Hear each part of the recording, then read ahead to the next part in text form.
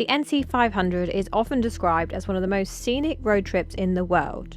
It's a 560-mile loop around the northern coast of Scotland, which offers rugged coastal views, dramatic landscapes and white sandy beaches. But behind the beauty lies a route shrouded in controversy, and one that's incredibly divisive. Because we're following the entire coastline of Great Britain, our journey naturally brought us onto the coastal stretch of the NC500, and over the past few weeks we've been subjected to an absolute storm of hate. We've been called every name under the sun and been told we're irresponsible and disrespectful, whilst being blamed for destroying the roads of Scotland. This week marks our fourth and final instalment of the NC500 vlogs, so come and join us as we uncover some incredible beauty and honestly just have a really good time. But make sure you stick around until the end, because we're firing back at some of the criticism that's been coming our way. Good morning guys, from here at Wick River campsite. We actually ended up spending 4 nights here, which was longer than we originally planned because we were waiting on a parcel. But it was fine, it was a lovely, lovely campsite. Definitely recommend coming here if you are doing the NC500. The facility block, as I've already said, is incredible and it's just had such a lovely atmosphere here. The kids and Rick actually ended up going out yesterday while I cracked on with some work. They went to the Heritage Centre, which was amazing. We put out a little bit of stuff on Facebook as well, so if you don't follow us on Facebook, make sure you do that, because not everything you see on YouTube goes on Facebook and vice versa. Not everything you see on Facebook goes on YouTube, so do make sure you are following along with both. But today we are leaving. We are going to be leaving Wick and heading further south on our journey. Well, I must admit, it feels absolutely fantastic to be back on the road again. Every time we have a little bit of a longer stop somewhere, it feels amazing, especially on a day like this where it's blue sky, beautiful green fields. It feels good. But today we are heading further south, only by about 20 miles, to a little place called Dunbeath. It will take us just over half an hour. So yeah, let's go check Dunbeath out.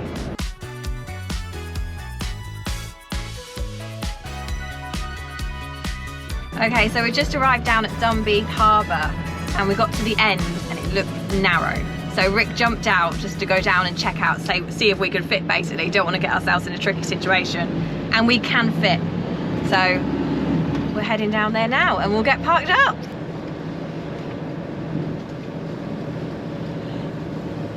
And we can go right at the end. Oop.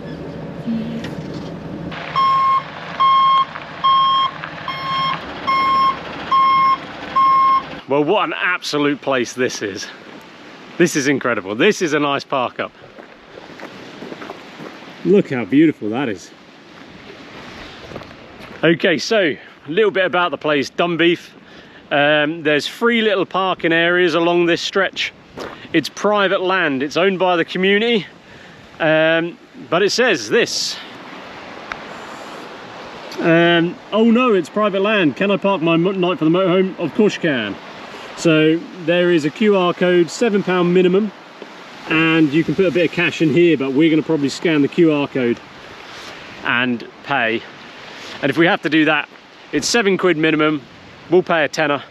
There's no facilities, so we'll pay 10 quid. We're tucked in enough. And there's picnic benches here. And obviously the coast, the sea. I think I just spotted down here as well, maybe even a little bit of sand. Let's go check it out. Such a gorgeous day today.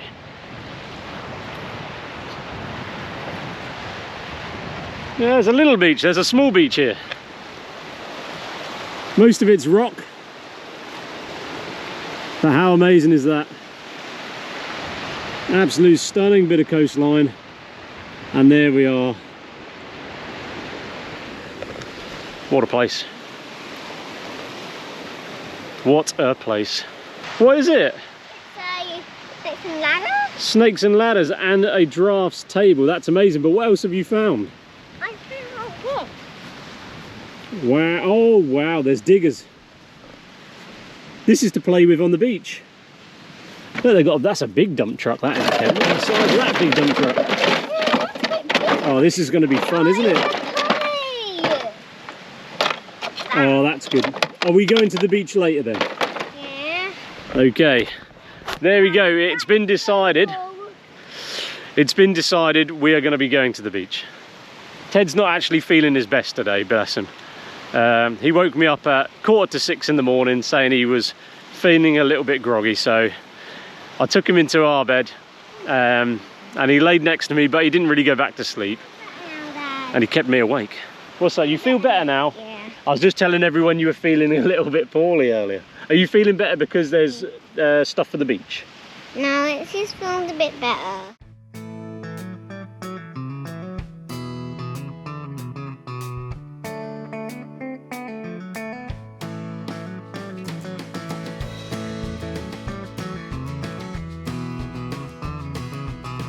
So the kids have grabbed quite a lot actually.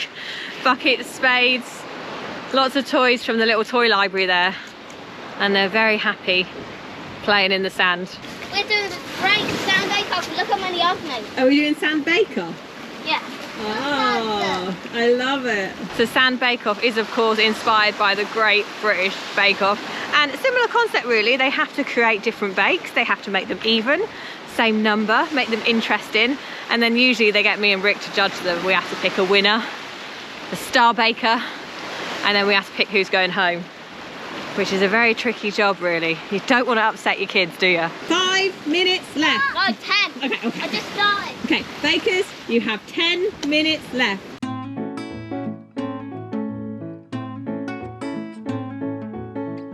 Your time is up. Please present your bakes. My bake is clam cakes and they're biscotti flavour. Oh, a nice crumble there.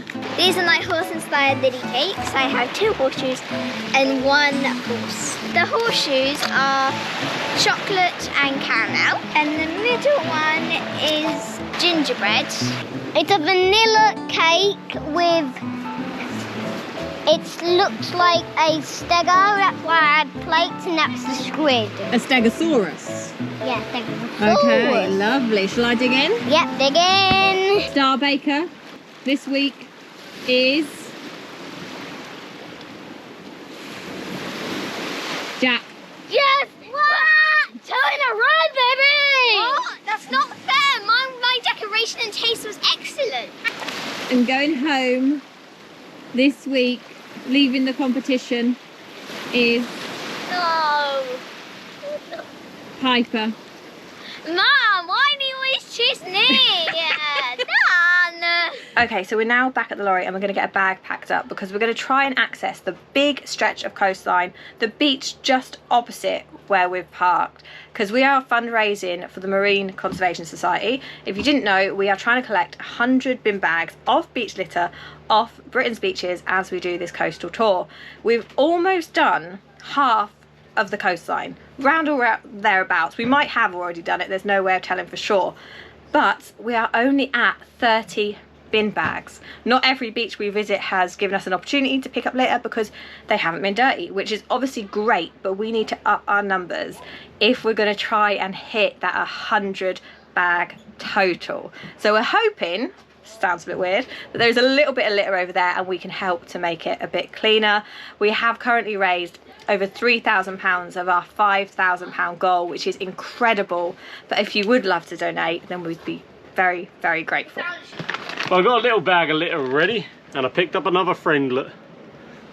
Look at this. I presume it's a lobster. It looks like a That's lobster. not a prawn or whatever. It's not a prawn, it's a lobster, I think. Of course Just it is. missing a body, but I've never actually found one of them on a beach before. No. So very good. It's quite long. Very good. Hello, amigo. So we're just walking past the trusts. I mentioned this was private land, so it's a community trust, and this is one of their buildings behind us, you know, one of the old sort of presumed related to the fishing industry, and it's currently it's got tenants in it, not for living but for storage and stuff, but it needs a new roof. So part of the motorhome donation goes towards the fund to get their new roof. Now they said on their sign, which was quite funny, if they just relied on the money they got from the tenants, it would take 260 years to gain enough money to replace the roof. So the motorhome stop is a fantastic idea to get that donations in. So if you are stopping here, make sure you donate.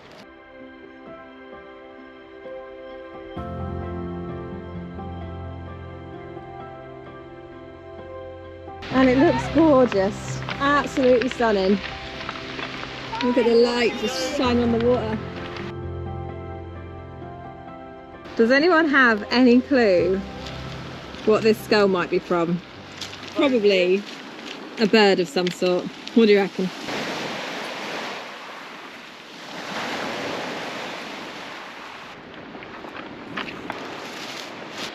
This is very cool.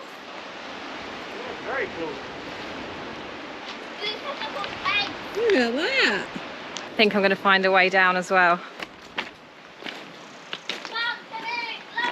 I'm coming.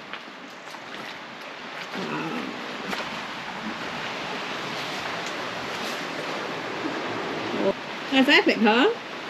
Like, it doesn't look safe at all. Okay, let's move then.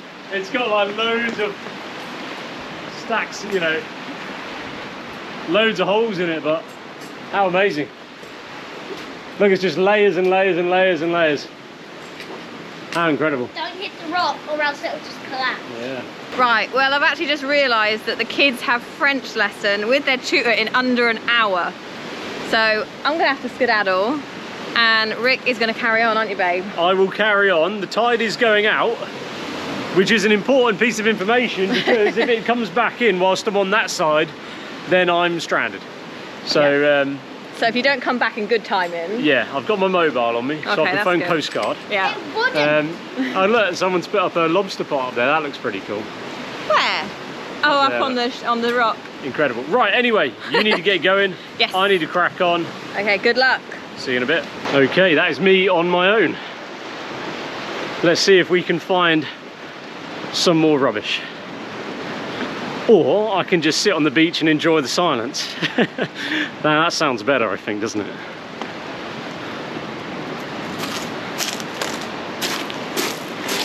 This is incredible.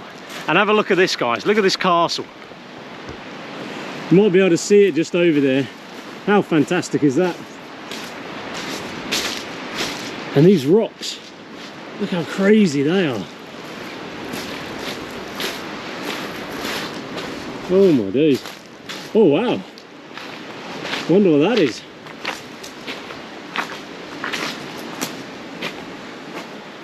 Oh, look at this. I wonder how old these railings are. That's crazy, and I wonder what they're for.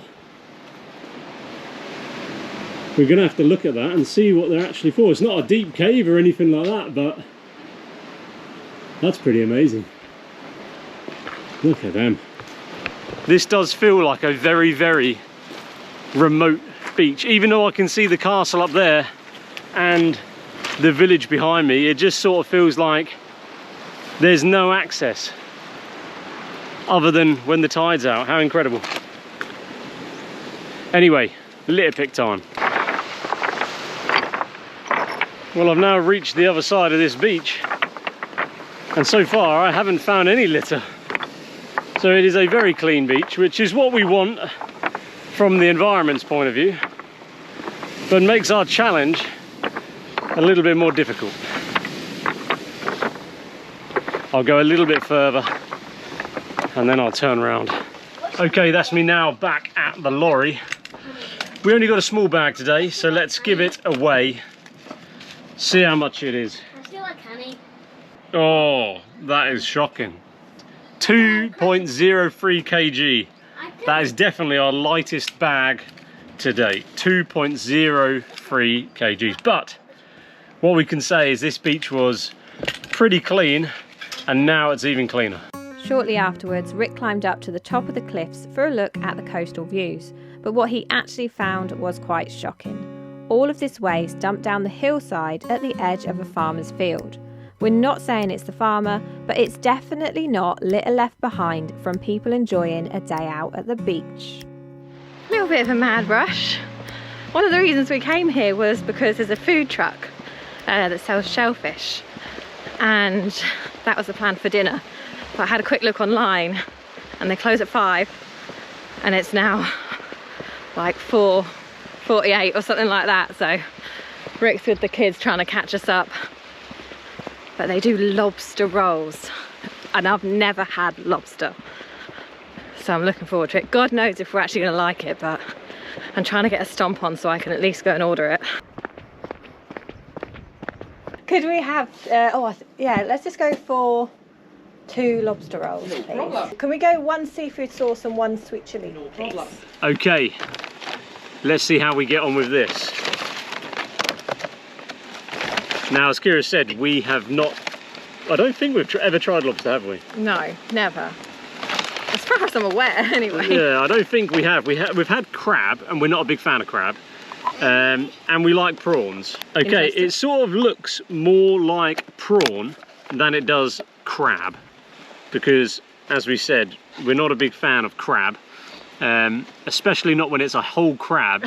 If you've been watching this series, in Padstow, we went to Rick Stein's Fish and Chips, and they had a Singapore crab burger, and it was literally a flattened crab, like a whole crab. It was a soft shell, wasn't it? A soft shell crab, literally flattened and cooked in a burger. That wasn't great.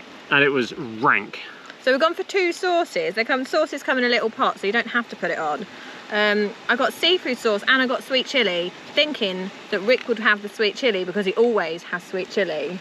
And he's gone like, now I want the seafood, so... Well, seafood sauce is what you but there's some left. Do you want that one? No, I'm going to just give it a go. You're going to give that a go? Okay, well then I can... roll with it. Okay, I'm tempted just to try a little bit first.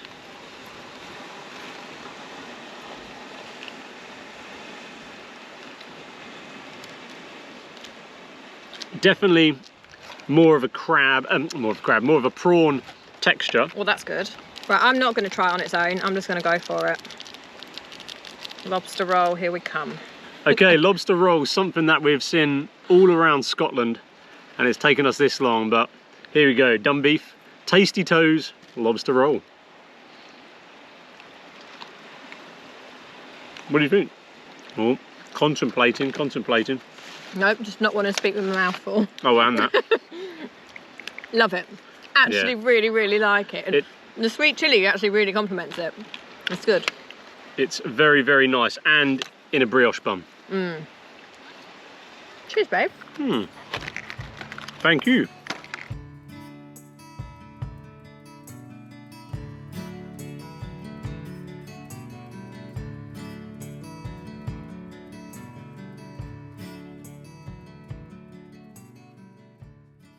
Right guys, we are getting ready for the ultimate family film night. We have got so many snacks. We've got pizzas, chocolates, some brownies, some sweets and drinks, and this is all because the kids have found out the latest Dogman movie is out on Netflix. They were all so excited until they realised it wasn't available to us here in the UK and was only available on the American version. Oh no! And then we remembered our secret weapon, because with Surfshark we can hop over to the US in just 1 tap. It basically changes our virtual location, so even though we're sitting here in Scotland, Netflix thinks we're watching from America. It's clever and we love it. And the best bit, Surfshark doesn't just unlock new shows, it keeps us safe online by protecting our data. You can get it for as little as £1.39 a month, and at the moment you can get 4 extra months for free if you go to surfshark.com/TWTK. The link is in the description.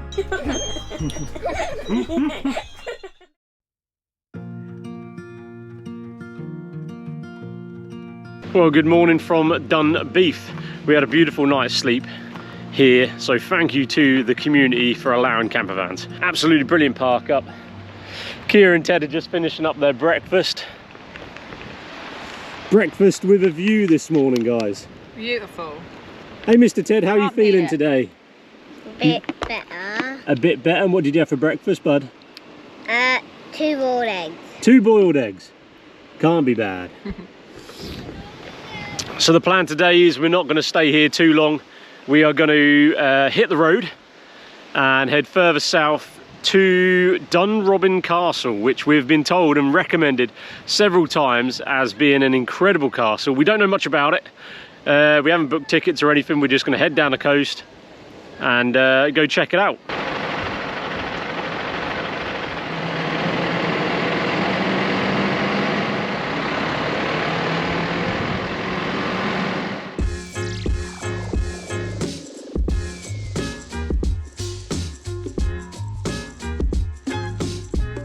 Well, that's us. We have just crossed the border out of Caithness and into Sutherland.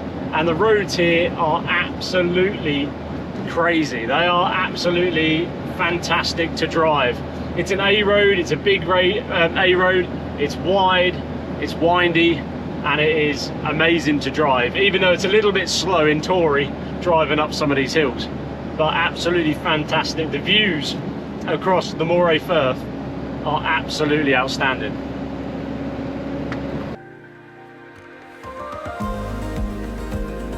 We have just caught a glimpse of Dunrobbin Castle just over the trees, and it looks absolutely massive. It looks incredible.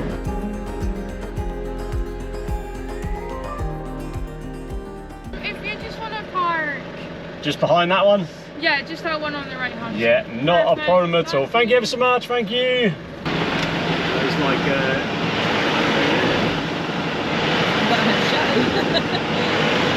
and there we go. No worries about parking at all. They've got two big lines here for motorhomes. Coaches must be somewhere else, I presume. Dunrobbin Castle is the most northerly of Scotland's great houses and the ancestral home of the Earls and Dukes of Sutherland, one of Scotland's oldest families, with roots dating all the way back to the 1300s, making it one of Britain's oldest continuously inhabited houses.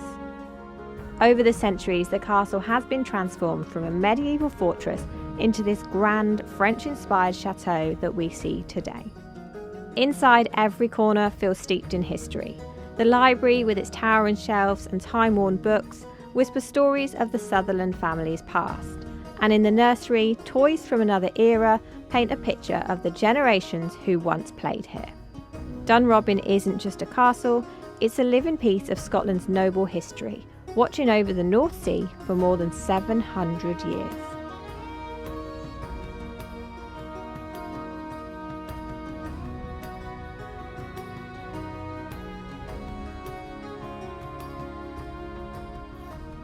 How cool that is. It's very cool. We've now come into the tea rooms because, as you know, we are terrible at resisting a slice of cake. So I've gone for the lemon drizzle. And Rick's not a cake. It's not cake, is it? A tray bake. Millionaire shortbread.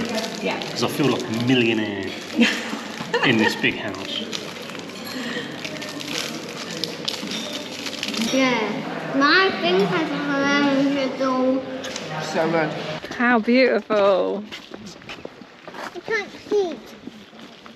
We're done looking inside the castle, which was absolutely beautiful. We're now going to have a look around the gardens, which we just got a little sight of. We're just walking down to just now, but they look so beautiful. And we've been so lucky with the weather today. Blue skies, sunshine. I'm wearing a jumper, but probably could get away with not wearing a jumper, to be honest. And then there's the falconry show at 2:30, which we're not sure what we're doing yet because Jack is terrified of birds. So we might have to split up and some of us go, some of us not go, but we're going to check it out. Maybe I'll come. We're going to check it out, check out the seating. He's just worried they're going to land on him. We've been to one before and he kind of freaked out a bit, so we will see if we think he can manage it. They're like dinosaur leaves, Ted. They're harder. They're really hard. They're fake. They're not fake. Daddy, look. Look at Daddy. They feel fake. Daddy, you going to smile? Ted, look at Daddy. Okay. I feel these leaves.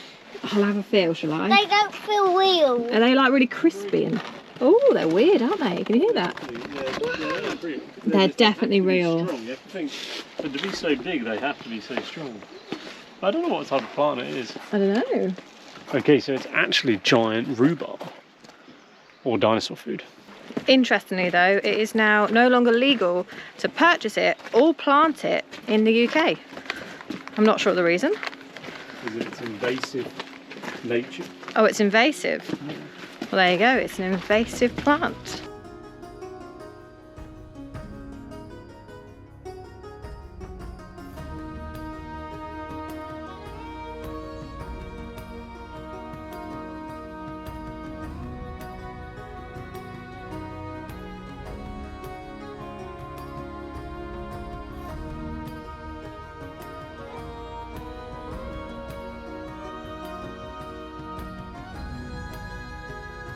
Right, we've just caught sight of everyone, already sat down for the falconry show.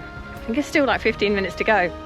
So I thought we were being early, giving it 15 minutes, but evidently not. We'll, it's all right, as long as we can get there and we can still stand, then I'm happy. We've managed to still get sat right at the front, just on the grass, but behind over there's Rick and Jack. He's braving it, but he's keeping his distance.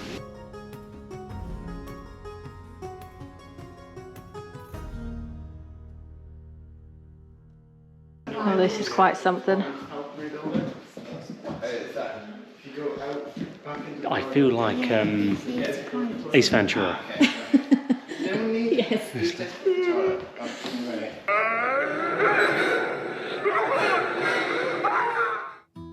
The family museum tells a very different kind of story. Every inch of the wall filled with preserved animals, each one shot and stuffed by generations past. It's an intriguing glimpse into their history, but not exactly our scene. After finishing off at the castle, we headed further south on our coastal route, topping up with some fuel along the way, to find our park up for the night, a free parking spot at Tain, where we found ourselves involved in a rescue mission for an octopus that had been washed up on the shore. Thankfully, we managed to move it into a tyre that had filled with water, and hopefully the incoming tide took it back out to sea overnight, but we'll never know for sure. We're back on the road today for what actually is our final full day on the North Coast 500. We've only got a little short drive to start with. We have found that there is a really nice beach at a place called Port Mahodoc. It's one of those, I think.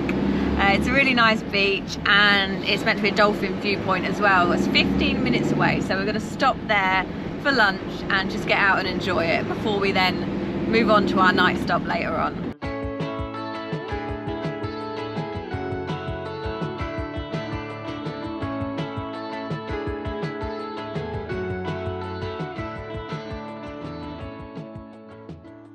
Well, we've parked up literally right next to the beach. How is it, guys? There's a beach down there. Is it good? That's them rushing in to make their lunch. Let's have a look at the beach though. Okay, a quick look. Is it nice? Very nice. It's very nice. So thank you to the subscriber, I've forgotten your name, sorry, that we met this morning and recommended this place. We're going to have some lunch and explore the beach, but it looks very nice. Go check it out. I will. Oh wow, lovely. And it's so calm today as well. Really calm. And you've got the village over there. Wouldn't it be lovely to live in one of those houses? What a view, what a view. Right, lunchtime. Let's go and get fed. The kids absolutely love taking charge in the kitchen and making their own lunch. It usually ends up with crumbs everywhere and a little bit of chaos, but we let it happen. It helps them feel independent and gives them a little bit of responsibility. I'm going for a healthy salad today. We've got tomatoes, cucumber, we've got red pepper, mixed leaf salad, and Rick is now just seasoning up the chicken to go with it. We've got salt and pepper, haven't we? Yep, salt and pepper seasoning. Grabbed a bargain on the chicken because it goes out of date today, so it was like £1.60 or something. Nice. So might as well make use of the bargains.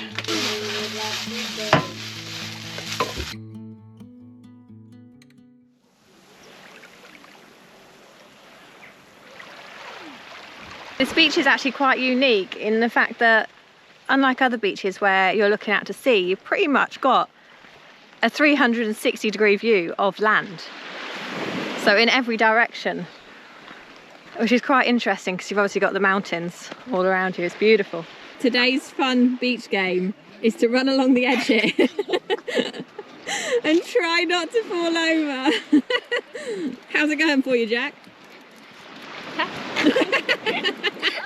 Today's fun beach game is to run along the edge here and try not to fall over. How's it going for you, Jack?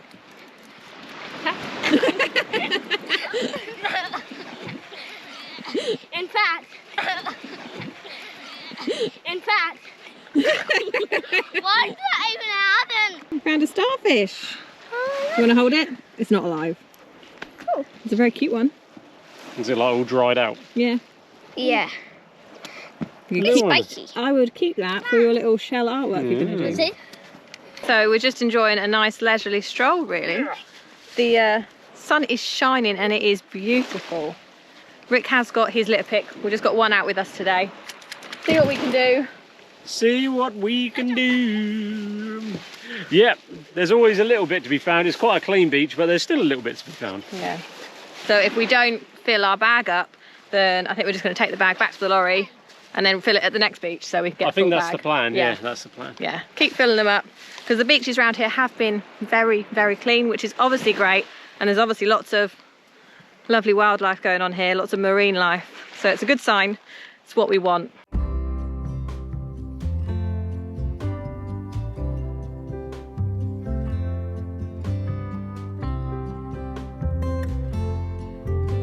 Another lovely local on the NC500. Lady just walked past Rick and he's now got a pretty full bag actually because big old tyre in there. We've got a spare tyre for the truck. A spare tyre, finally. But anyway, she was like, oh, I just live up the road there. I've got a bin if you want me to take it, which is really kind. Nice for the offer anyway. But I think we're going to take it back to the truck and get rid of it. We can't give it to someone else to carry. I'll carry it. Yeah. I'll carry it, and there's bins at the car park, so we'll let the council get rid of it. Yeah. Need to weigh it first though. We do? Yeah, so This is bag I don't know, 31. maybe I reckon 6.5 kg. You reckon? No, this is bag 32. Oh, it's Yep. 32. Yeah. We've done one a day, we're on a hat trick. We've done one a day for the last 3 days. If we keep that up, we do one a day until roughly the end of this trip, we might get them done. And this brings an end to the NC500 route as we move onwards onto the Moray coast for the next leg of this Around Britain coastline adventure.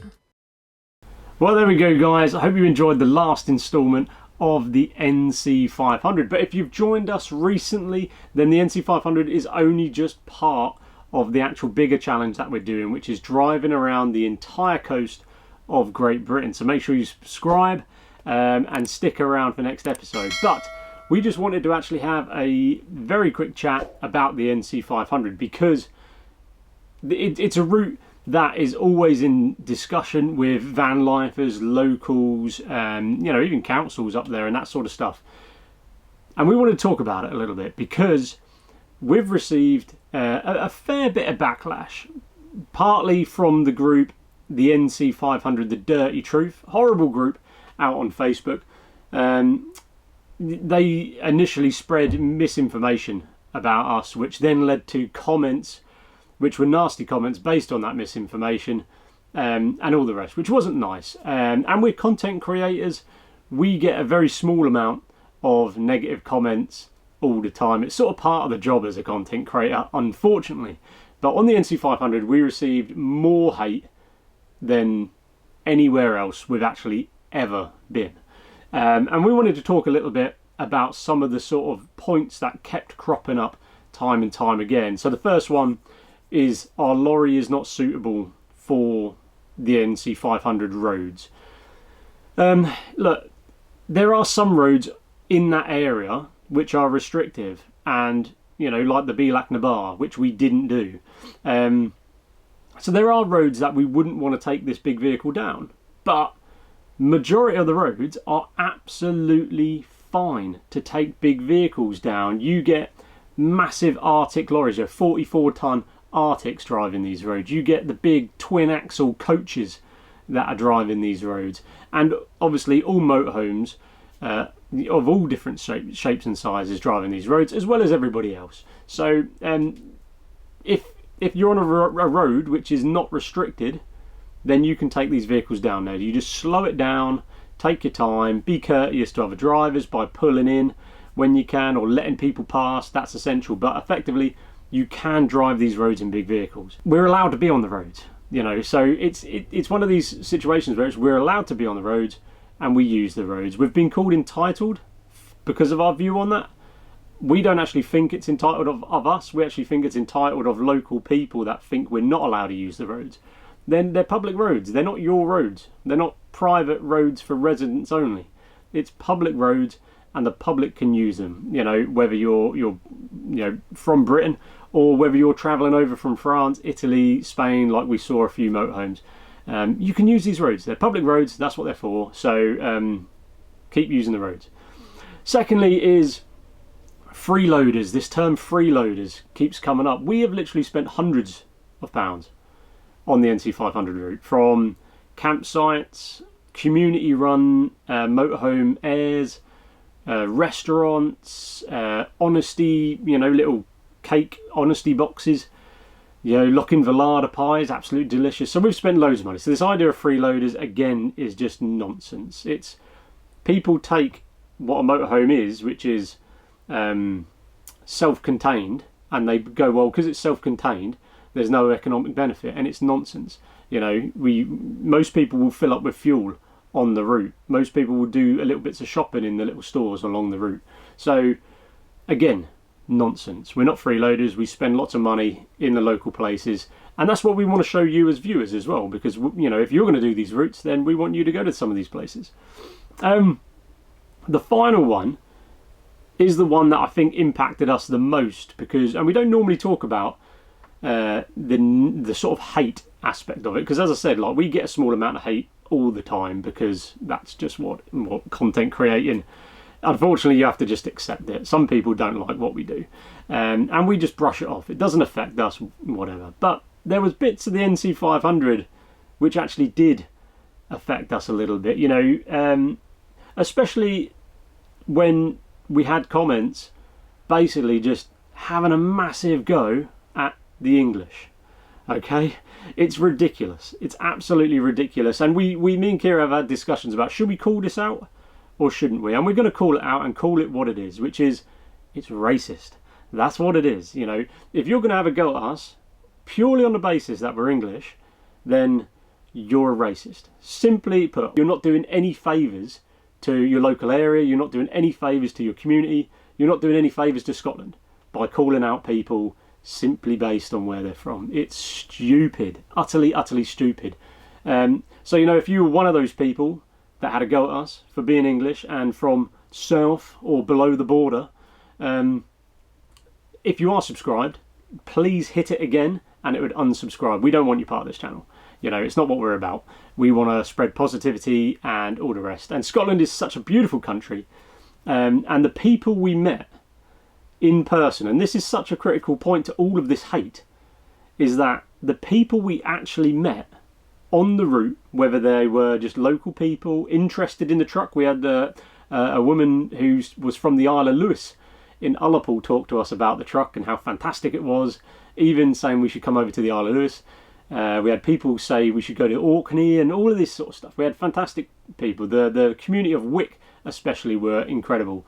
The people we met all along the route, the locals we met all along the route, were fantastic. So amazingly, the landscape is beautiful and the people are beautiful. But the people that live up there, who go online to spread hate, you're just ugly. It's ugliness. It's so horrible. I don't understand why as adults we have to do online hate.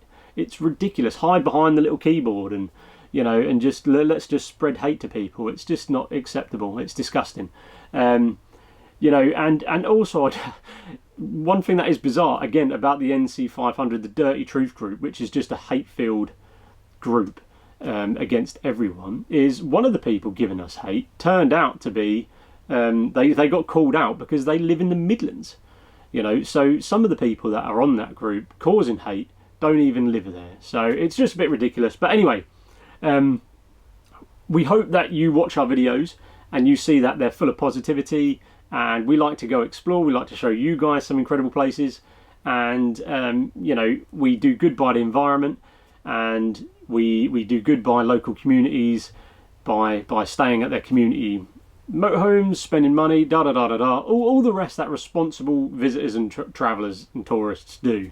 So but we just wanted to air this because, yeah, this section has brought in a lot of that hate, and it's not nice. You know, we're human.